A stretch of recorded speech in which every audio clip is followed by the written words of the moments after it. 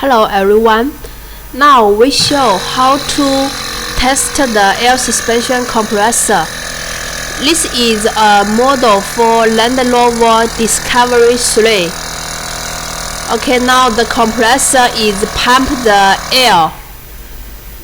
From the computer, we can see how much time the compressor pump the air, and also you can see how much time the compressor release the air, and at the end finally you can hear a sound.